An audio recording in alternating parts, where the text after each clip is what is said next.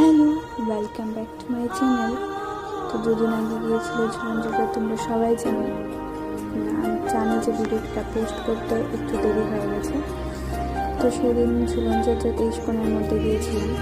সেখানে গিয়ে ঠাকুরের অপরূপ সৌন্দর্য দেখে মনটা এত ভালো লাগছিল।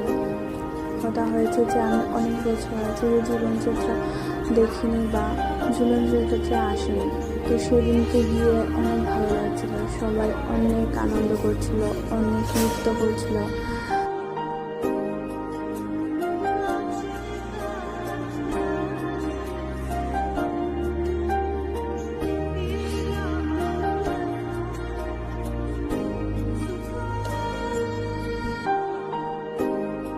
তারপরে চলে গেছিলাম প্রসাদ নিতে।